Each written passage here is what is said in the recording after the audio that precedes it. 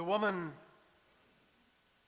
woman who had a crippling back ailment was bent, the text says, bent with pain all the time. She was bent in such a way that you couldn't miss her. Many of her neighbors, 18 years, right? Many of her neighbors had forgotten her name. After 18 years, she had become known simply as that crippled woman. That crippled woman. Oh, you know, the crippled woman. She herself had accepted her situation to such a degree that when Jesus, the famous, increasingly well-known Jesus, the healer, the teacher, the preacher, the one they would come to call the Christ, when he came along, she didn't even bother to ask for his help. She'd come to believe it, you see. I'm the crippled woman. When she reflected back on what happened that day, she told her neighbors, you know, he called out to me. Jesus, the woman, when she reflected back on the story of that day, she said, you know, Jesus called out to me that day. And then she said, like when she was telling the story back, she said, and then he did the most amazing thing. He walked over to me. And then he said the wildest thing. The woman said to her neighbors, he said the wildest thing. I still don't know quite what to make of it. And her neighbors leaned in close and said, well, what did he say?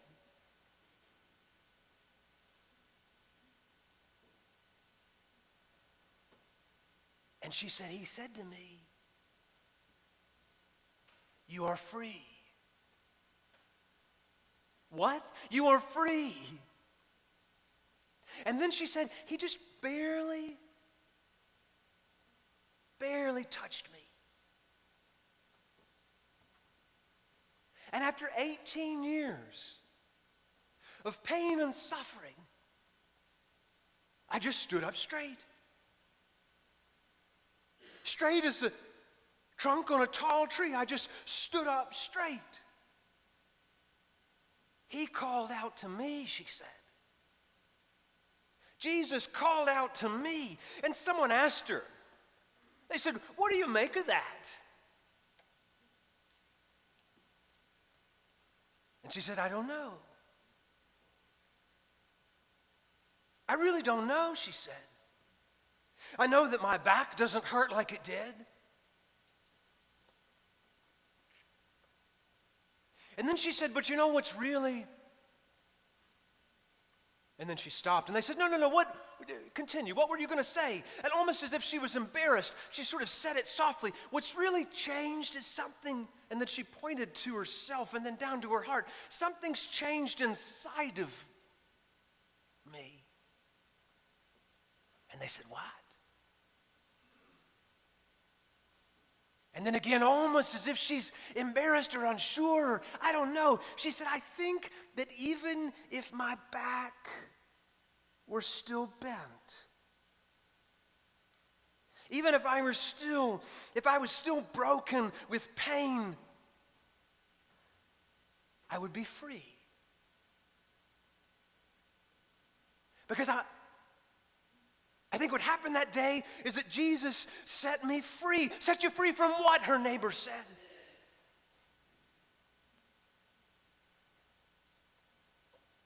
And she said, well, what I think he did is that he unhooked my identity from my suffering. And they said, what? What did you say? You said that too fast. And she said, it's like you have a clasp, and two things are clasped together. And my entire sense of self was clasped to the brokenness of my back. And he said, you are free, and he unhooked my identity from my suffering. She stood up straight and she said to her neighbors, I am not my back pain. I am not what ails me.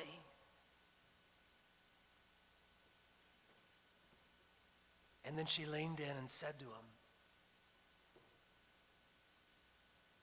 My suffering no longer has the power to name me or claim me. What Jesus told me that day, the woman said, is I am not that crippled woman. I am God's girl. I am God's beloved daughter.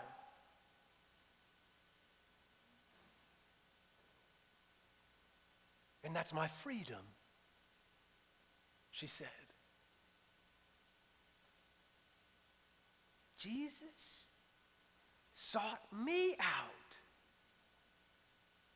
and set me free. I'm God's girl, not that crippled woman.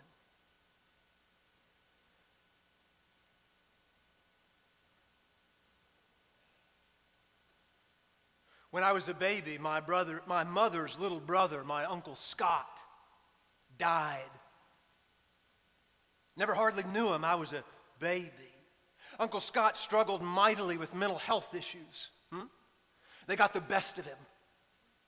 Happens. And when he was in his early 20s, he took his own life. Uncle Scott was a prince of a guy. You'd have loved him. Wonderfully artistic and engaging. Uncle Scott loved the Beatles and baseball. When he died, my grandmother, when she told her story back, was at once devastated that her boy was gone. And she was thankful that his suffering was over. She confessed that tension, devastation, and thankfulness, and she didn't try to resolve it.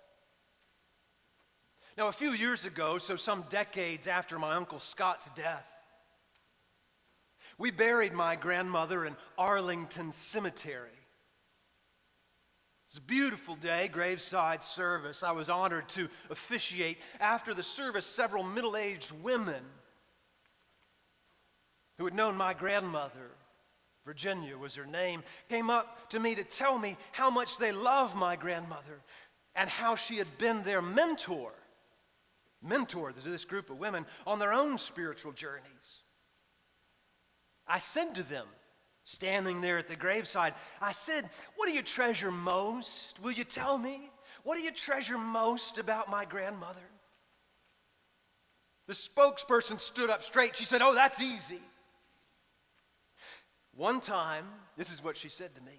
One time after your grandmother had told us her story from start to finish, which of course included the death of your Uncle Scott, I said to her, oh, Virginia, what must it be like?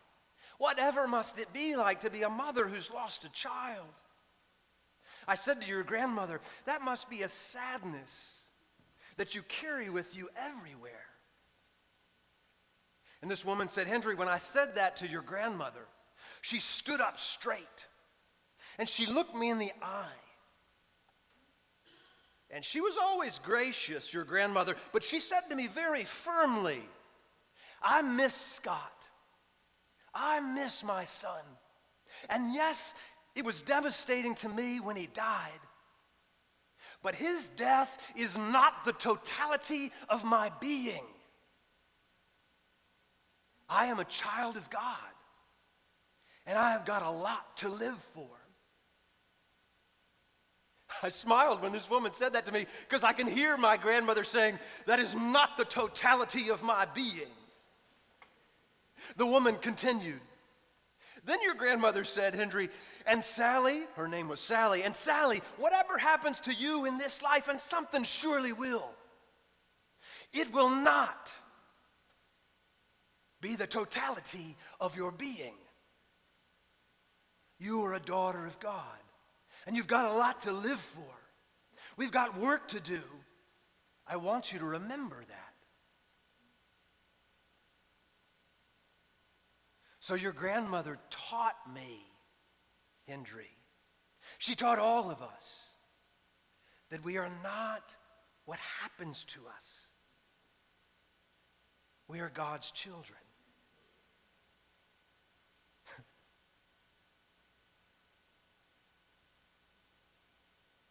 My grandmother said all of that when she was in her late 80s. She lived until she died, journeying on always. There's a temptation, and my sense is there's a temptation baked into the human condition to label ourselves and each other, and then refer to ourselves and each other as that label. Huh? My grandmother said, "You ain't that label." She would not say ain't, sorry. You are not that label. Y'all know this, right? He's gay. She's got cancer. He's black. He's an alcoholic. He's a dropout. The one that crawls all over me is he's adopted.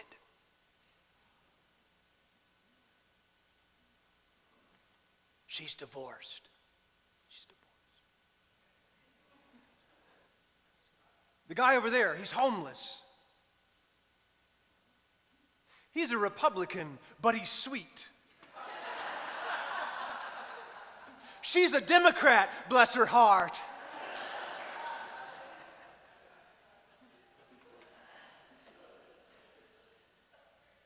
She's crippled.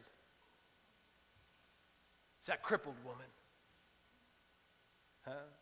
When we hear these things, when we say these things, when they come out of our mouths, when they come out of the mouths of our neighbors, Jesus and my grandmother stand up straight and they say, nope. You are not those things. I am not those things. They are not the totality of your being. You are God's girl. You are God's boy. We are God's kids. And we have a lot to live for. We've got work to do.